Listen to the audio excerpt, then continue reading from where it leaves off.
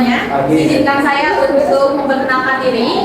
Perkenalkan, nama saya Nisa Mardiana sebagai moderator untuk presentasi mengenai materi analisis politik digital di era pemilu Republik Indonesia tahun 2024. Namun mohon diperhatikan bahwa di sini kami menggunakan tema ini bukan untuk mempromosikan salah satu paslon, tetapi ini untuk sebagai bahan pembelajaran bagi kita semua.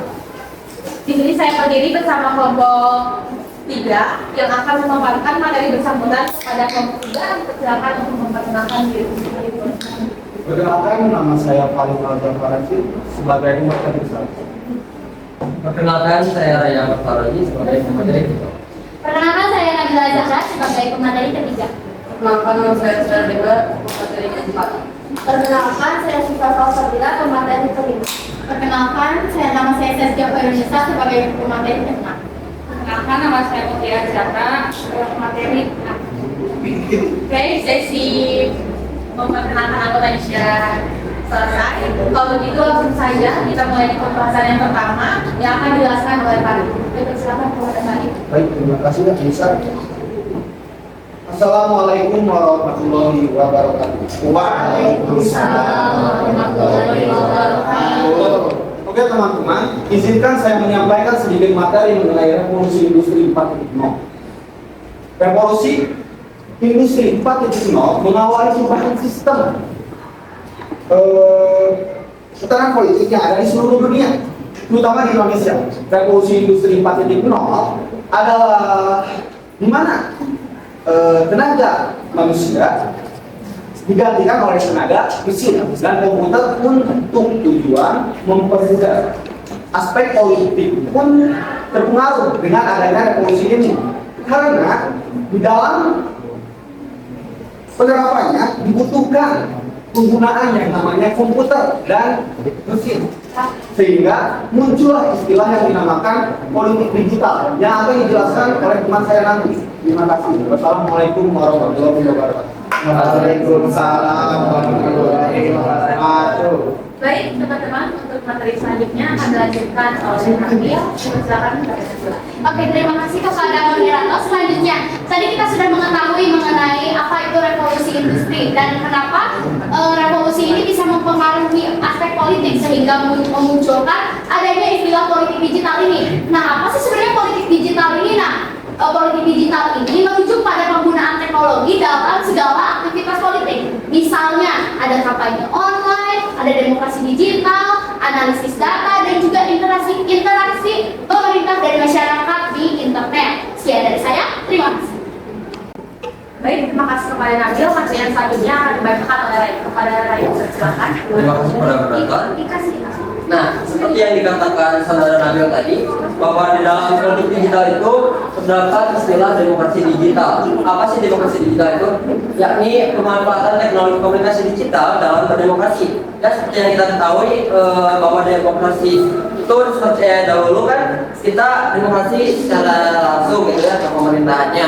Nah, saat ini kita dapat menggunakan teknologi komunikasi digital untuk berdemokrasi.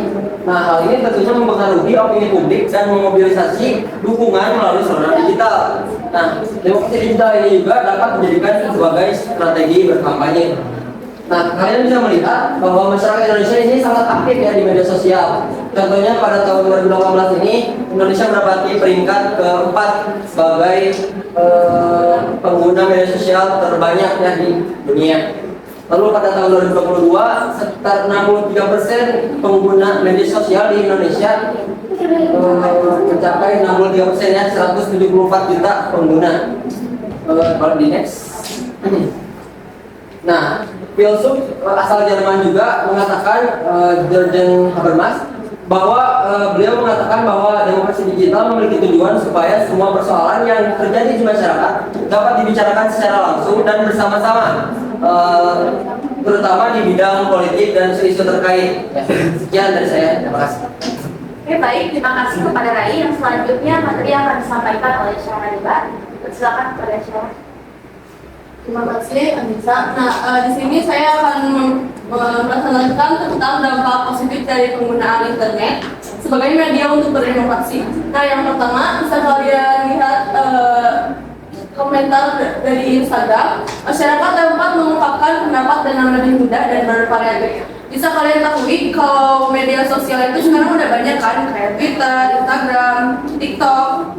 Itu udah benar-benar banyak. Jadi kita tuh bisa berpendapat di dalam media sosial itu dan memilih beberapa supaya kita bisa berpendapat. Nah, lalu yang kedua adalah pemerintah dapat mengetahui problem secara real time.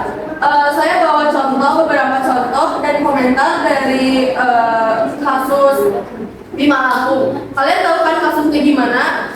Bima ini ngutarain pendapatnya tentang Lampung dan bagaimana jalan-jalan Lampung yang rusak dan nggak dibenerin. Nah, setelah itu banyak kan pemerintahan yang langsung menengok kepada Lampung, bagaimana keadaan Lampung dan bagaimana keadaan jalan Lampung, sampai Pak Jokowi aja langsung turun ke jalanan dan melihat keadaan Lampung. Cukup sekian, terima kasih. Baik, terima kasih kepada Syarif. Yang selanjutnya materi yang akan disampaikan oleh Siti. Terima kasih. Masih tentang dampak positif penggunaan internet sebagai media untuk demokrasi. Nah, yang pertama, interaksi pemerintah dan masyarakat. Saya ambil contoh Bapak Anies Baswedan yang live TikTok. Bapak Anies Baswedan bisa mendengarkan keluh kesah masyarakatnya lewat live TikTok, dan Bapak Anies Baswedan sebut live TikTok sangat efektif untuk menjangkau seluruh masyarakat, termasuk anak muda. Dan yang kedua, tidak terpaku pada acara demokrasi tradisional.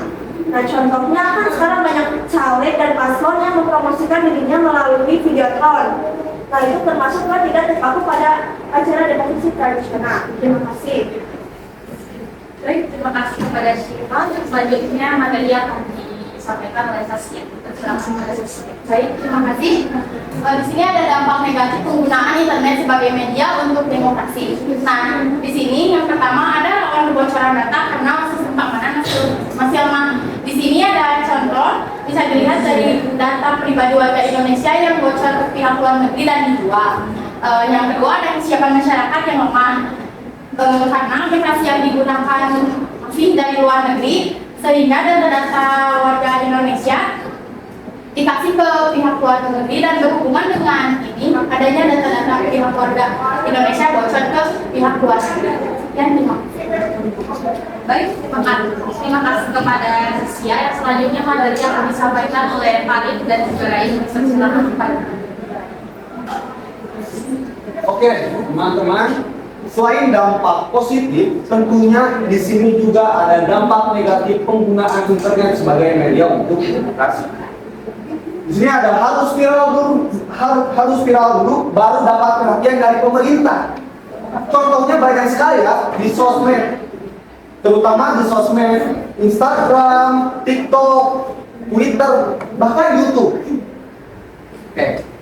Bahas sosmed nih, di sosmed banyak sekali buzzer, anonim ataupun provokator ya. Jadi kita sulit untuk mencari fakta ya, karena mereka buzzer itu kayak kayak pokoknya suruhan suatu instansi atau individu untuk mempromosikan mereka gitu, tapi dengan cara yang salah, bisa menjatuhkan instansi yang lain ataupun memberikan fakta yang hoax, data yang hoax. Oke, sekian dari kami. Terima kasih. Baik, terima kasih kepada Farid dari Barai. Yang selanjutnya materi yang akan disampaikan oleh Mas Bila. Silakan. Oke, terima kasih. Nah, di sini kita bakalan lihat salah satu contoh kasus internet sebagai media untuk demokrasi pada debat Capres 2024 kemarin. Nah, jadi salah satu paslon yaitu paslon nomor 2 Gibran Rakabuming.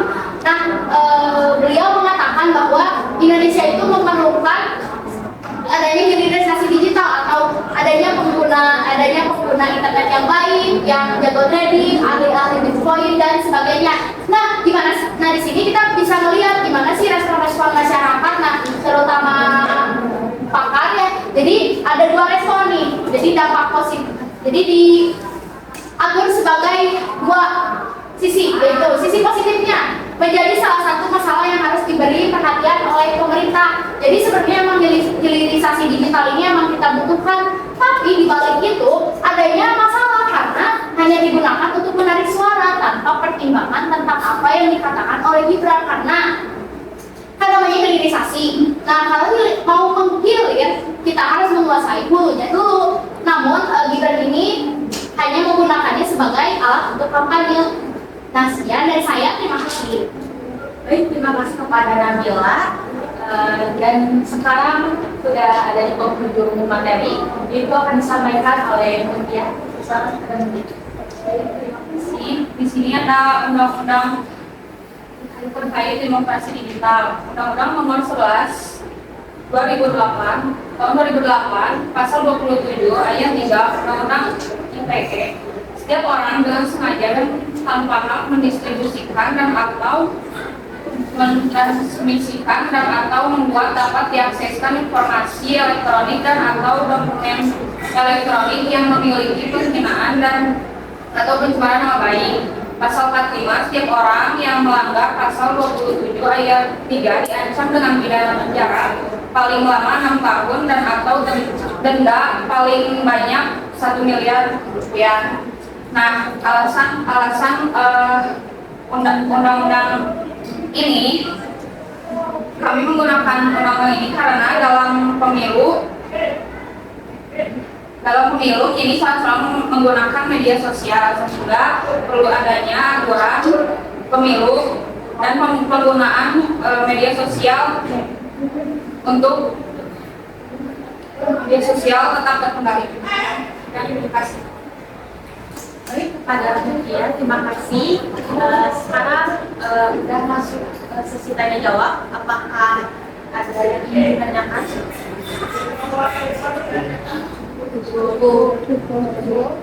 Baik, terima kasih juga kepada pemateri. Setelah pemaparan tadi dapat disimpulkan bahwa perkembangan internet mempengaruhi seluruh aspek dalam kehidupan, salah satunya di bidang politik meliputi kebijakan, pandangan, kebebasan berpendapat, tingkat kecurangan lingkungan, dan juga keamanan data negara. Baik, sekian dari kelompok 3 dan juga saya sebagai moderator. Mohon maaf bila ada kesalahan. Wassalamualaikum warahmatullahi wabarakatuh.